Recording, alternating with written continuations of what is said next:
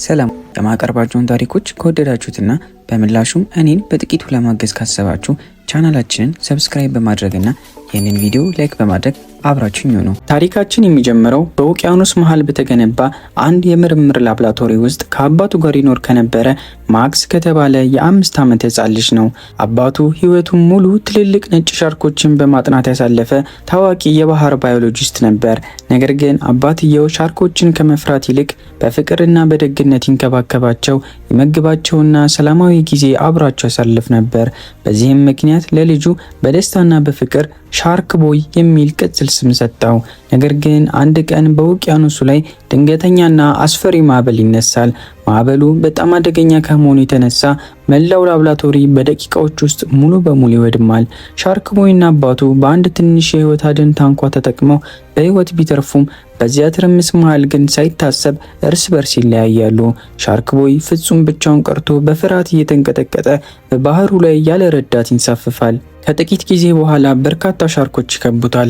ነገር ግን ከነሱ መካከል አንዱ ቀደም ሲል ይመግባቸው የነበረው ያው ህፃን መሆኑን ይለየዋል። ሻርክ ቦይን ይዞ በጥልቀት ተደብቆ ወደሚገኝ የሻርክ ዋሻ ውስጥ ይገባል። እዚያም ሻርኮቹ ልክ እንደገዛ ልጃቸው አድርገው ማሳደግ ይጀምራሉ። እንደ እውነተኛ ሻርክ በባህር ውስጥ እንዴት መኖር እንዳለበትም ያስተምሩታል። ቀስ በቀስ በሰውነቱ ላይ ስንጥቦች መውጣት ሲጀምሩና ከበስተጀርባው ልክ እንደ ሻርክ ስለታም ክንፍ ሲበቅል ሻርክ ቦይ ግማሽ ሰው ግማሽ ሻርክ እየሆነ ይመጣል። ከዓመታት በኋላ በሌላኛው ወገን ማክስ የተባለ ልጅ አሁን አድጎ የበጋ እረፍቱን በባህር ዳርቻ ላይ አሳ በማጥመድ እያሳለፈ ይገኛል። በድንገት ሻርክ ቦይ በማክስ የአሳ ማጥመጃ መንጠቆ ላይ ተይዞ ይወጣል። ማክስ እሱን በማየቱ ክው ብሎ ደንግጦ በፍጥነት ወደ ቤት ይዞት ይሄዳል። ልክ እንደ እውነተኛ ጓደኛ በመቁጠር ሻርክ ቦይ እንዲያገግም ሲል በውሃ በተሞላው የመታጠቢያ ቤት ገንዳ ውስጥ ያሳርፈዋል። ልክ በዚያች ቅጽበት አንድ ደማቅና ግለታማ ብርሃን በድንገት ብቅ ይላል። ላቫ ገርል የምትባል ሴት ልጅም ከውስጡ ትወጣለች። እሷ ፕላኔት ድሩል ከሚባል ሌላ ዓለም የመጣችው ሻርክ ቦይን ለመርዳት ነበር።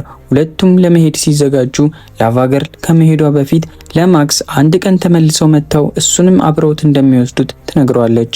ነገር ግን ማክስ ከጊዜ በኋላ ይህንን ሙሉ ታሪክ በትምህርት ቤት ውስጥ ለክፍሉ ተማሪዎች ሲያወራ የክፍሉ ልጆች በሙሉ ይሳለቁበትና ያፌዙበት ይጀምራሉ። አንዲትም ቃል ሊያምኑት አልፈቀዱም። ማሪሳ የተባለችው ልጅ ማክስን ላቫ ገርል በትክክል ልዩ ኃይል አላት ወይ ብላ ተጠይቀዋለች። ማክስም በራስ መተማመን በተሞላበት ሁኔታ ከእጆቿ ላይ ታላላቅ የእሳት ኳሶችን መወርወር እንደምትችል በኩራት ይነግራታል። ነገር ግን መምህራቸው ሚስተር ኤሌክትሪካድ መላውን ክፍል ማን የማክስን ታሪክ ያምናል ብሎ ሲጠይቅ ከማሪሳ በስተቀር አንድም ተማሪ እጁን አያወጣም። ሁሉም ሰው ይህ ከተራ የህንፃ ልጅ ምናብ የራቀ የፈጠራ ታሪክ ነው ብሎ ያስባል። ሊኑስ ይህንን አጋጣሚ በመጠቀም ሻርክ ቦይና ላቫ ገርል እዚህ በአካል መጥተው ከታዩ ብቻ ነው የምናምንህ እያለ ያሾፍበታል። ማክስም እነሱ መቼ እንደሚመለሱ እሱ ራሱ እንደማያውቅ በሐቀኝነት ይናገራል። ሊኑስ ይህንን እድል ተጠቅሞ ስለ ዳርክ ቦይ የተባለ የራሱን የፈጠራ ታሪክ ማውራት ሲጀምር መላው ክፍል በማክስ ላይ በሳቅ ይፈነዳል። ክፍሉ ካለቀ በኋላ ሚስተር ኤሌክትሪካድ ሁለቱ ወንድ ልጆች ጓደኛሞች መሆን እንዳለባቸው ሊያስረዳቸው ቢሞክርም ሁለቱም ግን ምንም አይነት ፍላጎት አያሳዩም። በኋላም ከትምህርት ቤት መልስ ማክስ ወደ ቤቱ እየተጓዘ እያለ ሊኑስ መንገድ ላይ አስቆሞ የሻርክ ቦይን አስቀያሚ ስዕል እያሳየ ያፌዝበታል። ማክስ በንዴትና በጭንቀት የሊኑስን ስዕል ሲሰድብበት ሊኑስ ይበልጥ ይናደዳል። ሊኑስ የማክስን ህልሞቹን የሚጽፍበትን ደብተር ለመቀማት ይሞክራል። ይህ ደብተር ማክስ ህልሞቹንና የፈጠራ ሀሳቦቹን በሙሉ የሚጽፍበት ውድ ንብረቱ ነበር። ማክስ ለማምለጥ ቢሞክርም ሊኑስና ጓደኞቹ አሳደው በመያዝ የህልም ደብተሩን ይቀሙታል። በዚያው ምሽት ማክስ በክፍሉ ውስጥ ተኝቶ እያለ በድንገት በአቅራቢያው አንድ ያልተለመደ ድምጽ ይሰማል። ሲነቃና ዙሪያውን ሲመለከት ከአልጋው አጠገብ በትክክል የሻርክ ቦይ የሆኑ የረጠቡ የእግር ኮቴዎችን ያስተውላል። እነዚያን የእግር አሻሮች ተከትሎ ቀስ እያለ ወጥ ቤት ሲደርስ የፈሰሰ ወተትና በከፊል የተበሉ ኩኪሶችን ያገኛል። ማክስ ሻርክ ቦይና ላቫ ገርል በትክክል መጥተው እንደነበርና እሱን ሳያገኙት እንደጠፉ ወዲያውኑ ይረዳል። ልክ በዚህ ሰዓት ወላጆቹ ወደ ወጥ ቤት ይገባሉ። ማክስ እውነቱን ሊነግራቸው ቢሞክርም እነሱ ግን ይህ ሌላው የሱ የምናብ ቅዠት እንደሆነ በማሰብ ከዚህ የህልም ዓለም መውጣት እንዳለበት ነግረው ወደ ክፍሉ ይመልሱታል። እዚያ ብቻውን የተቀመጠው ማክስ በሚቀጥለው ቀን በትምህርት ቤት ሊኑስን እንዳይጋፈጥ ሲል ይህንን ዓለም ጥሎ ወደ ፕላኔት ድሩል መጓዝ ብችል ብሎ ተመኘ። ይህንን እያሰበ ትምህርት ቤቱ እንዲዘጋ የሚያደርግ ከባድ ዝናብና ማዕበል እንዲመጣ በልቡ ይመኛል። በእነዚህ ሀሳቦች ውስጥ ሆኖ ቀስ እያለ እንቅልፍ ይወስደዋል። በህልሙ ውስጥ ከሻርክ ቦይና ላቫ ገርል ጋር አብሮ የነበረበት የደበዘዘ ትውስታ መታየት ይጀምራል። በማግስቱ ጠዋት ማክስ ሲነቃ የውጭው አየር ፍጹም ጥርት ያለና ሰላማዊ ነበር። ይህንን ማየቱ ይበልጥ ተስፋ አስቆረጠው። ምክንያቱም ትምህርት ቤቱን የሚዘጋ ታላቅ ማዕበል እንዲመጣ አጥብቆ ተመኝቶ ነበር። አባቱ ቁምሳጥን ውስጥ የድሮውን ቶቦር የተባለ ሮቦት እንዳገኘውና እንደገና ሊጠግኑለት ይፈልግ እንደሆነ ይጠይቀዋል። ማክስ ግን ይህ ሮቦት ጨርሶ ሊጠገን እንደማይችል በአንድ ወቅት እንደነገረው አስታውሶት ጊዜ ማጥፋት እንደማያስፈልግ በመግለጽ ሀሳቡን ውድቅ ያደርገዋል። ከዚያ በኋላ ማክስ ሳይወድ በግዱ ለትምህርት ቤት መዘጋጀት ይጀምራል። በዚሁ ሰዓት እናቱ ከቤት ውጭ ባለው ሳር ላይ የተቃጠለ ምልክት አይታ ክው ብላ ትደነግጣለች። ማክስ ዛሬ ትምህርት ቤት እንዳይሄድ የሚችልበት ምንም አይነት መንገድ እንዳለ እናቱን በቀስታ ይጠይቃታል። እናቱም የህይወት ችግሮችን መሸሽ ከፈለገ የተሻሉ ህልሞችን ማለም መማር እንዳለበት ትነግረዋለች። ማክስ እናቱን እሷና አባቱ ስለሱ አልመው ያውቁ እንደሆነ በየዋህነት ይጠይቃታል። እናቱ ግን በሚያሳዝን ፈገግታ ስለ ቤተሰቧ ብዙ እንደምታልም ነገር ግን በሚያሳዝን ሁኔታ ከአባቱ ጋር ከዚህ በላይ በደስታ አብራ መኖር እንደማትችል ትገልጽለታለች። ይህንን መስማቱ ማክስን ይበልጥ ያሳዝነዋል። ቤታቸው በትክክል ከትምህርት ቤቱ ፊት ለፊት ስለነበር በዝምታ ወደ ክፍሉ ያመራል። በክፍሉ ውስጥ መምህሩ ሚስተር ኤሌክትሪካድ ለተማሪዎቹ ስለ አስፈሪ አውሎ ነፋሶች ያስተምራል። በትምህርቱ መሃል ተማሪው ማሪሳ እሷም ልክ እንደ ሻርክ ቦይና ላቫ ገርል ያሉ ፍጥረታትን ያየችበት እንግዳ ህልም እንደነበራት ትናገራለች። ነገር ግን በህልሟ ስማቸው አይስ ገርልና ድሪም ቦይ ሲሆን አይስ ገርል ኃይሏን ያገኘችው አስማታዊ ከሆነ የበረዶ ልብ ነበር። ይህንን ታሪክ ከሰሙ በኋላ ጥቂት ሌሎች ተማሪዎችም የገዛ የፈጠራ ስዕሎቻቸውን ማሳየት ይጀምራሉ። መምህሩ ግን በፍጥነት እየገሰጻቸው ይህ ሁሉ ከንቱ ወሬ የማይጠቅም ነው፣ በትምህርታችሁ ላይ ያተኩሩ ይላቸዋል። በዚህ መሃል ማክስ ለመምህሩ ተናግሮ በመጨረሻ የህልም ደብተሩን ያስመልሳል። ነገር ግን ልክ ደብተሩን ሲከፍተው ሊኑስ በውስጡ ያሉትን ስዕሎችና የህልም ምናቦች በሙሉ አበላሽቶት ያገኘዋል። ይህንን ማየቱ ማክስን በአንዴ በከባድ ንዴት ይሞላዋል። ወዲያውኑ ወደ ሊኑስ በመዝለል ከባድ ፍልሚያ ውስጥ ይገባሉ። ልክ በዚያች ቅጽበት የውጭው አየር ሁኔታ በድንገት መቀየር ይጀምራል። እጅግ ኃይለኛ የሆነ አውሎ ንፋስ በቀጥታ ወደ ትምህርት ቤቱ መገስገስ ይጀምራል። ብርቱ ንፋስ የክፍሉን መስኮቶች በራሳቸው ጊዜ እንዲከፈቱ ያስገድዳቸዋል። መምህራንና ሰራተኞች መስኮቶቹን ለመዝጋት በጭንቅ ቢሞክሩም ሊዘጉ አልቻሉም። ቀስ በቀስ ፍርሃትና ታላቅ ትርምስ በመላው ትምህርት ቤት ውስጥ መሰራጨት ይጀምራል።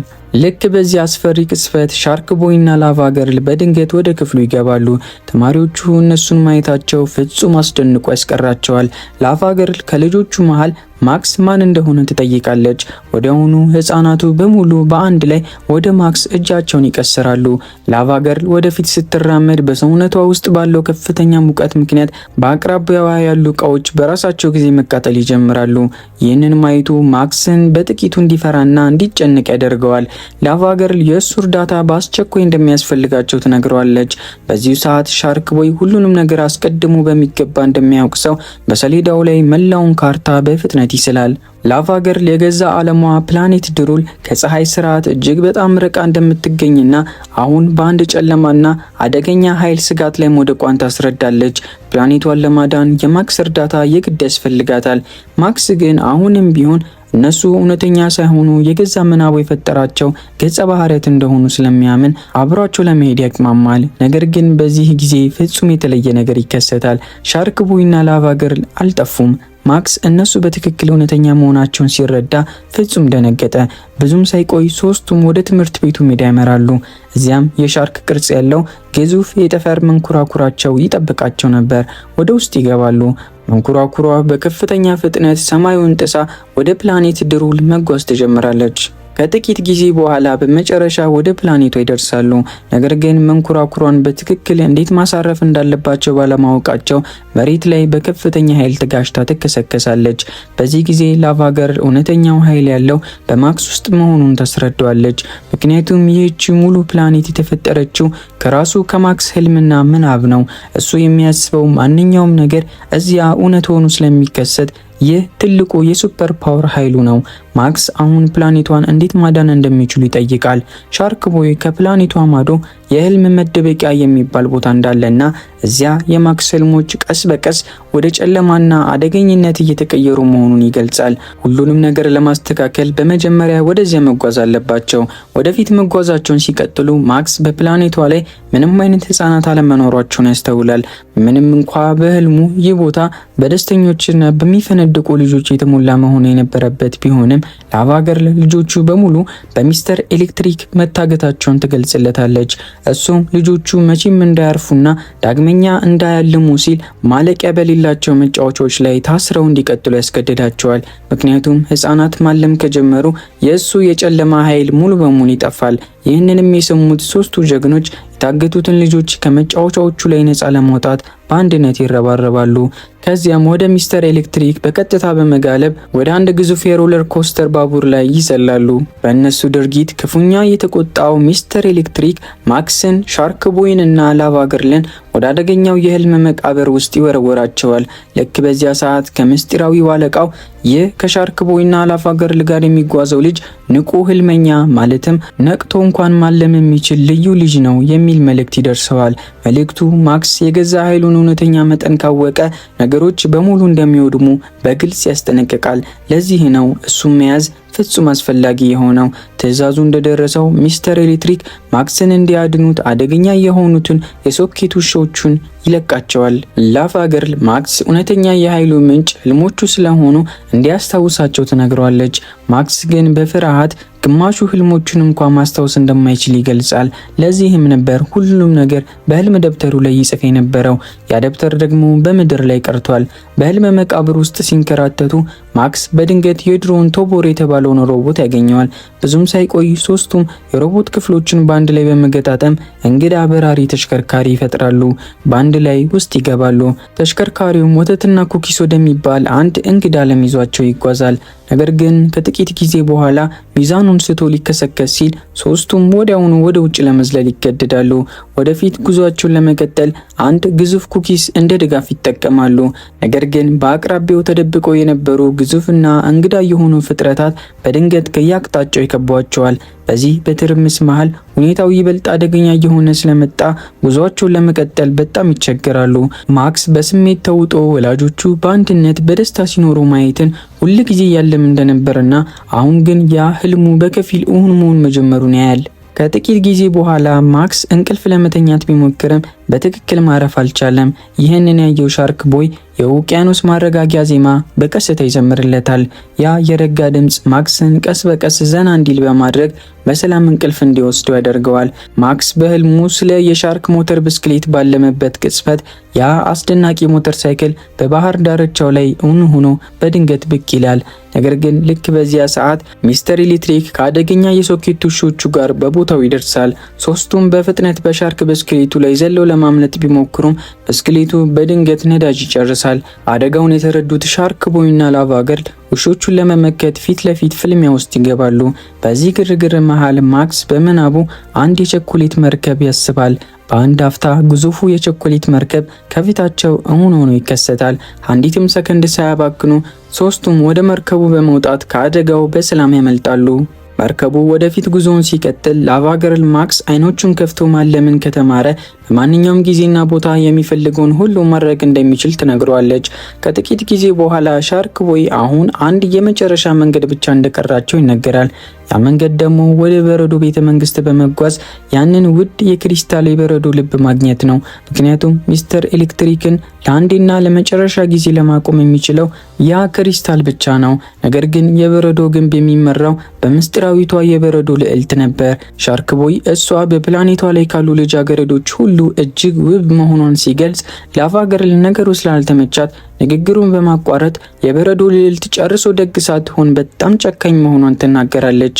ሻርክ ቦይ በፈገግታ ላቫ ገርል ይህንን የምትለው በቅናት ምክንያት እንደሆነ ለማክስ በሚስጥር ይነግረዋል። ላቫ ገርል በነገሩ ተናዳ እሷ ከእሳቱ ልዕልቲቷ ደግሞ ከበረዶ መፈጠራቸውንና ከመጀመሪያውም እሳትና በረዶ ጥላቶች መሆናቸውን ትገልጻለች። የወተት ሐይቁን እየተሻገሩ ሳለ በመጨረሻ ወደ በረዶ ድልድይ ይደርሳሉ። ነገር ግን በድንገት ሚስተር ኤሌክትሪክ እንደገና ከፊታቸው ብቅ ይላል። ላቫ ገርል እሱን ባየችው ቅጽበት ንዴቷ ይበልጥ ይገነፍላል። በዚህም የተነሳ በሰውነቷ ውስጥ ያለው ሙቀት እጅግ ከመጨመሩ የተነሳ ከበታቻቸው ያለው የበረዶ ድልድይ ቀስ በቀስ መቅለጥና መደርመስ ይጀምራል። በሆነ መንገድ ማክስና ጓደኞቹ በጭንቅ ተሻግረው ወደ ድልድዩ ማዶ በሰላም ቢደርሱም ሚስተር ኤሌክትሪክ ግን ቀድሟቸው እዚያው ይጠብቃቸው ነበር። በዚህ ላይ ማክስ ዓለም ሁሉ በእሱ ህልም ብቻ ሳይሆን በሌሎች ሰዎች ምናብ ጭምር እየተቀየረ መሆኑን ቀስ በቀስ መረዳት ይጀምራል። ከዚህ በኋላ ሶስቱ ጀግኖች ወደ ህልም መደበቂያው ጉዟቸውን ይቀጥላሉ። እዚያም በድንገት የክፍል ጓደኛውን ሊኑስን ያገኙታል። ወዲያውኑ መላው እውነት በይፋ ይገለጣል። ሊኑስ በሚስተር ኤሌክትሪክ በስተጀርባ ያለው እውነተኛ ዋና መሪ እሱ ራሱ ነበር። መላውን ፕላኔት ድሩልን በጨለማ እያጠፋ ያለው እሱ ነው። ሊኑስ በኩራት እየሳቀ በማክስ የህልም ደብተር ተጠቅሞ ወደዚህ ዓለም እንደገባና አሁን በውስጡ ያለውን ነገር ሁሉ እሱ እንደሚቆጣጠረው ይናገራል። ማክስ ሁል ጊዜ ከእውነታው በመሸሽ ከፍርሃቱ ማምለጥ የሚችል ይመስለው እንደነበር፣ እውነተኛው ችግር ግን የውጭው ዓለም ሳይሆን በገዛ አእምሮ ውስጥ ያለው ፍርሃት እንደሆነ በትምክህት ይነግረዋል። ሊኑስ የትም ቢሄድ ከፍርሃቱ ጨርሶ ማምለጥ እንደማይችልና አሁን እሱን ካጠፋ በኋላ ይህንን ፕላኔት ለዘላለም እንደሚገዛው ይዝታል።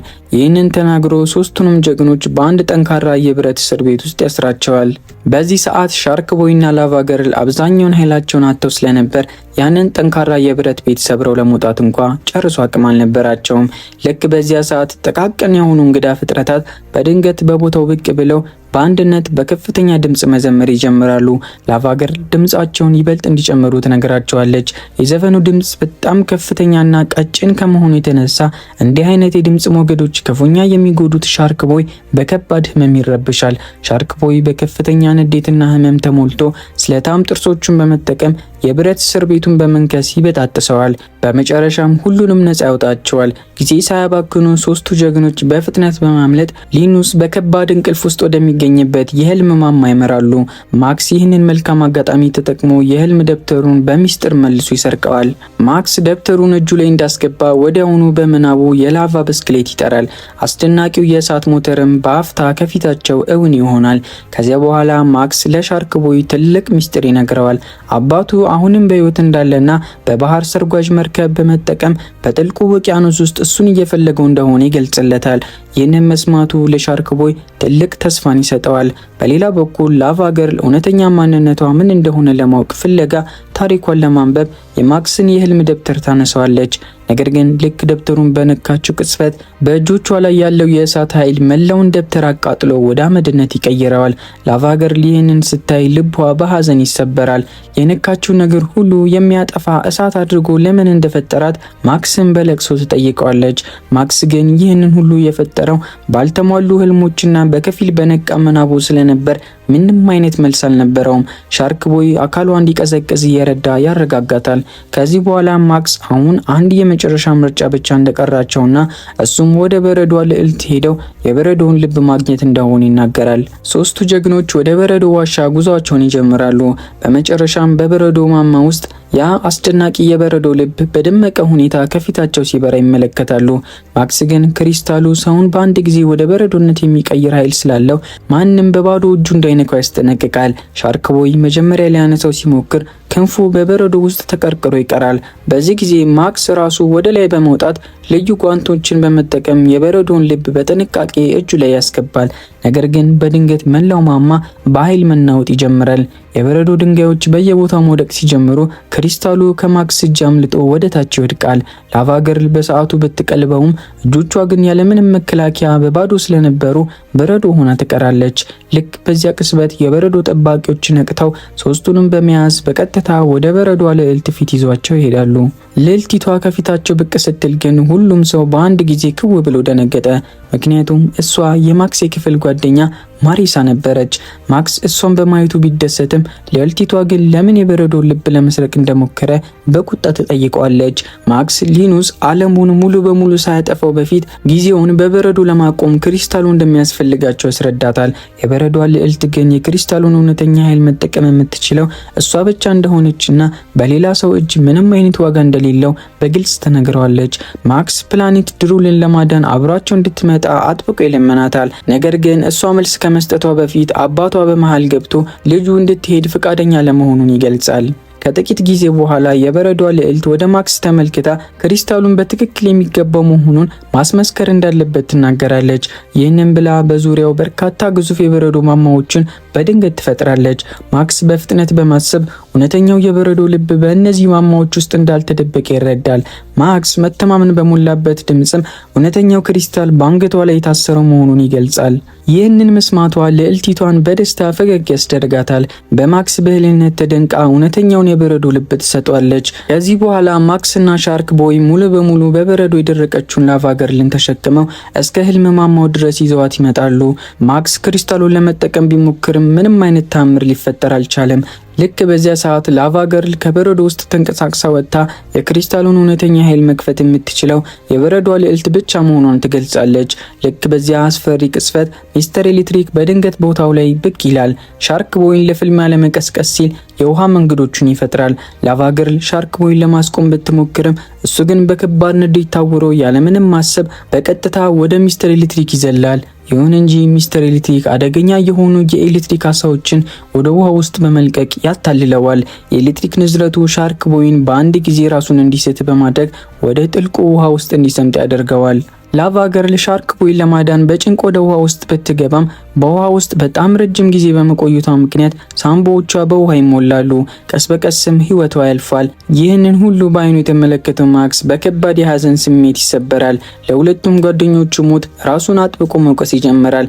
ልክ በዚያ ሰዓት ቶቦር በድንገት ከፊቱ ብቅ ብሎ ህልሞች ሲጠፉ ሰዎች አዲስ ህልም መፍጠር መማር አለባቸው።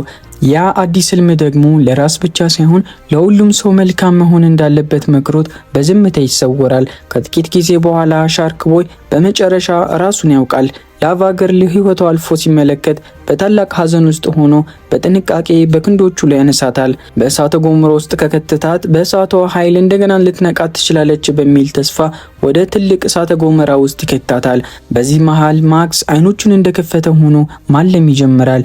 ላቫ ገርል አንቺ እሳት ብቻ አይደለሽም፣ አንቺ ብርሃን ነሽ፣ ከዚህ ዓለም ላይ ጨለሞን ለማጥፋት የመጣሽ ታላቅ ብርሃን ነሽ እያለ በከፍተኛ ድምጽ ይጮሃል። በእሱ እምነትና የህልም ኃይል ምክንያት በመጨረሻ ያ ያልተጠበቀ ተአምር ይከሰታል። ላቫ ገርል እንደገና በህይወት ትነቃለች። ሙሉ የእሳትና የላቫ ኃይሏን ወደ ሰማይ በመልቀቅ በመላው ፕላኔት ላይ ደማቅ ብርሃን ትፈነጥቃለች። ማክስ በፍጥነት ወደ ሻርክ ቦይ በመሮጥ በህልሙ ኃይል ውቅያኖሱን የሸፈነውን በረዶ በሙሉ ያቀልጠዋል። ከዚያም ለሻርክ ቦይ አንተ ሚስተር ኤሌክትሪክን አስቆመው፣ እኔ ሊኑስን ይዘዋለሁ ይለዋል። ሻርክ ቦይ ወደ ውሃ ውስጥ ዘልቆ በመግባት ከሻርኮቹ ጋር በአንድነት በሚስተር ኤሌክትሪክ ላይ ከባድ ጥቃት ይሰነዝራል። ሻርኮቹ ከየአቅጣጫው ሲከቡት ሚስተር ኤሌክትሪክ በህመም ይጮሃል። በሌላኛው ወገን ማክስ ከሊኑስ ጋር ፊት ለፊት ይገናኛል። ሊኑስ የፈራው ደረሰ። እሱም ማክስ አይኖቹን ከፍቶ ማለም የሚችል እውነተኛ ንቁ ህልመኛ መሆኑ ነበር። ሊኑስ በከፍተኛ ንዴት ታውሮ በአደገኛ አሳዎች ማክስ ላይ ጥቃት ይሰነዝራል። ነገር ግን ሻርክ ቦይ በሰዓቱ ደርሶ አሳዎቹን በአረፋ ውስጥ አስሮ ይዛቸዋል። አሁን በመጨረሻ በማክስና በሊኑስ መካከል የህልም ፍልሚያ ይጀምራል። ሁለቱም በገዛ ምናባቸው ጥቃት ይሰነዝራሉ። አንዴ ማክስ የሊኑስን ራስ እጅግ ግዙፍ ሲያደርገው፣ በሌላ ቅጽበት ደግሞ ልክ እንደ ፊኛ በአየር ላይ እንዲንሳፈፍ ያደርገዋል። በፍልሚያው መሃል ማክስ ሊኑስ ለምንድነው ህልሜን ለማጥፋት የምትሞክረው? በአንድነት የተሻለ ህልም መፍጠር እንችል ነበር እኮ ይለዋል። ይህንን ድንቅ ንግግር መስማቱ ሊኑስን በህይወቱ ሙሉ የሰራቸውን ስህተቶች ለመጀመሪያ ጊዜ እንዲረዳ ያደርገዋል። ለመቀየርም ዝግጁ ይሆናል። ነገር ግን በድንገት ከበታቻቸው ያለው ድልድይ እየተደረመሰ ይሄዳል። ሊኑስም ወደ ጨለማው ገደል ውስጥ መውደቅ ይጀምራል። ማክስ ምንም አይነት ጊዜ ሳያባክን በፍጥነት እጁን በመዘርጋት ሊኑስን ወደ ላይ ስቦ ያተርፈዋል። ማክስ ለሊኑስ ህይወትን ሙሉ የሌሎችን ህልም በማጥፋት አሳልፈሃል፣ ለዚህ ነው የገዛ ህልም አብሮ የፈረሰው። የሰዎችን ልብ በመስበር ማንም ሰው ደስተኛ ሊሆን አይችልም ይለዋል። ይህንን መስማቱ ሊኑስን ሙሉ በሙሉ ይለውጠዋል። ስህተቶቹንም በይፋ ያምናል። ልክ በዚያ ሰዓት ላቫ ገርልና ሻርክ ቦይም በቦታው ይደርሳሉ። አሁን በመጨረሻ ሁሉም ነገር ሰላማዊ ሆኗል። ፕላኔት ድሩልም በአንድነት ከጥፋት ተርፋለች። ሊኑስ፣ ማክስ፣ ሻርክ ቦይና ላቫ ገርል አሁን ወደ ምድር መመለስ እንደሚችሉ ይነግራቸዋል። ሻርክ ቦይ አባቱን ፍለጋ መቀጠል ይችላል። ላቫ ገርልም የምድርን የእሳተ ገሞራ ኃላፊነት መውሰድ ትችላለች። ነገር ግን በድንገት ሚስተር ኤሌክትሪክ እንደገና በቦታው ብቅ ይላል። ሊኑስ በሚስተር ኤሌክትሪክ ድንገተኛ መምጣት ደንግጦ ጥፋትን ከማሰራጨት ይልቅ ጥሩ ኤሌክትሪሻን መሆን እንዳለበት ሊያስረዳው ይሞክራል። ነገር ግን ሚስተር ኤሌክትሪክ ምክሩን ጨርሶ ለመስማት ፈቃደኛ ሳይሆን በከፍተኛ ንዴት ወደ ምድር ይመጣል። ሊኑስ በድንጋጤ ሚስተር ኤሌክትሪክ ማክስን በገዛ ህልሙ ውስጥ ለማጥፋት በቀጥታ ወደ ምድር እየገሰገሰ መሆኑን ይነግረዋል። ማክስ ይህንን ሲሰማ ክው ብሎ ደንግጦ ታዲያ ይህ ሁሉ ነገር ተራ ህልም ነበር ብሎ ይጠይቃል። ላቫ ገርል በፍቅር ፈገግ ብላ በመጨረሻ እውነቱን እየተረዳው እንደሆነና ይህ ሁሉ ህልም ቢሆንም አሁን ግን አይኖቹን ከፍቶ ማለም የሚችልበት ኃይል እንዳለው ትነግረዋለች።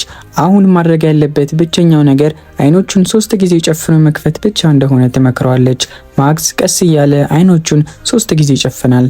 1 2 3 አይኖቹን በድጋሚ ሲከፍት ራሱን ያገኘው ቀደም ሲል አውሎ ነፋሱ መጥቶበት በነበረው በዚያው በትምህርት ቤቱ ክፍል ውስጥ ነበር። መምህሩ ሚስተር ኤሌክትሪካድ ተማሪዎቹን በሙሉ ካደጋው ለማዳን በጭንቅ እየጣረ ይገኛል። ነገር ግን በድንገት ሚስተር ኤሌክትሪክ በትልቅነቱ ከፊታቸው ቆሞ ይከሰታል። መላው ክፍል መምህራቸውን ፍጹም ስለመሰለ ክው ብለው ይደነግጣሉ። ማክስ በፍጥነት ወደ መምህሩ ኤሌክትሪካድ በመሮጥ በህልም ዓለሙ ውስጥ የሆነውን ታሪክ በሙሉ በፍጥነት ያስረዳዋል። መጀመሪያ ላይ ሁሉም ግራ ቢጋቡም ቀስ እያለ ግን መምህሩ ማክስ እውነቱን እየተናገረ እንደሆነ ማመን ይጀምራል። በዚህ መሃል የማክስ ወላጆች እሱን ይዘው ለመሄድ ወደ ትምህርት ቤቱ ቢመጡም በዚያ አስፈሪ አውሎ ነፋስ ምክንያት እናቱ በድንገት ወደ ነፋሱ ተስባ መጓዝ ትጀምራለች። አባቱ እጇን በጥብቅ ይዞ ለማዳን ሲታገል ሁለቱም አሁንም እርስ በርስ ምን ያህል እንደሚዋደዱ ከልባቸው ይረዳሉ። ነገር ግን ሳይታሰብ የእናቱ ልጅ ከአባቱ ያመልጥና በቀጥታ ወደ አውሎ ነፋሱ መሃል ትበራለች። ልክ በመጨረሻዋ ሰከንድ ላቫ ገርል በድንገት በምድር ላይ በአካል ብቅ ትላለች። የማክስን እናት በሰዓቱ አቅፋ በመያዝ ከአደጋው በሰላም ታተርፋታለች። በዚህ መሃል መምህሩ ሚስተር ኤሌክትሪካድ ተማሪዎቹን በሙሉ በአንድነት ካልቆሙ ሚስተር ኤሌክትሪክ መላውን ትምህርት ቤት እንደሚያጠፋውና ማንም እንደማይተርፍ ይነግራቸዋል። በዚያ ታላቅ ትርምስ መሃል ማክስ ያንን የበረዶ ልብ አውጥቶ ለማሪሳ ያሳያታል። ማሪሳ ይህ በትክክል በህልሟ ስታየው የነበረው ያው ክሪስታል መሆኑን አይታ ትደነግጣለች። በሱ ኃይል ጊዜን ጭምር ማቆም እንደምትችል ትገልጻለች። ማክስ በደስታ ፈገግ ብሎ ያንን ውድ የበረዶ ልብ በማሪሳ አንገት ላይ በጥንቃቄ ያስርላታል። ማሪሳ የገዛ የበረዶ ኃይሏን በመጠቀም ሚስተር ኤሌክትሪክን በአንድ ጊዜ ሙሉ በሙሉ በረዶ አድርጋ ታደርቋለች። በሰከንዶች ውስጥም ሰባብራ ለዘላለም ታጠፋዋለች። ሚስተር ኤሌክትሪክ በጠፋበት በዚያው ቅጽበት አስፈሪው አውሎ ነፋስ ቆሞ መላው አካባቢ ፍጹም ሰላማዊ ይሆናል። ከሰማይ ላይም ነጭ የበረዶ ቅንጣቶች መውረድ ይጀምራሉ። ልጆቹ በሙሉ በደስታ በትምህርት ቤቱ ሜዳ ላይ በበረዶ መጫወት ይጀምራሉ።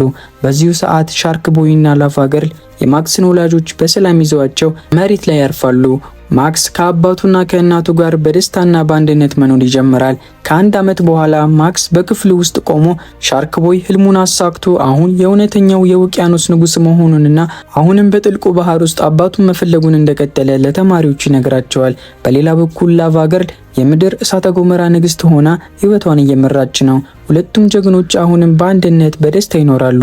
ማክስ አሁን በገሃዱ ዓለም ላይ መጥተው ባይጠይቁትም አሁንም በህልሙ ውስጥ ሁልጊዜ እንደሚያገኛቸው ይገልጻል። ታሪኩን ከመጨረሱ በፊት ግን ለሁሉም ሰው አንድ የመጨረሻ ታላቅ መልእክት ያስተላልፋል። ሁልጊዜ የምታልሙት ህልም ለራሳችሁ ብቻ ሳይሆን ለሌሎች ሰዎች ጭምር ደስታንና ብርሃንን የሚሰጥ ይሁን። የዛሬው ታሪካችን ይህን ይመስላል። ከወደዳችሁት ላይክ እና ሰብስክራይብ ማድረግ እንዳትረሱ። እንዲሁም በምስጢራዊው የእጅ ሰዓቱ የፈለገውን የሱፐር ፓወር ኃይል እያገኘ ዓለምን ከአደገኛ የኤሊያን ጥቃት የታደገውን የቤንቴን ቪዲዮ እዚህ ጋር ገብታችሁ እዩት። እርግጠኛ ነኝ ትወዱታላችሁ። በቀጣይ ቪዲዮ እስክንገናኝ ሰላም ቆዩልኝ።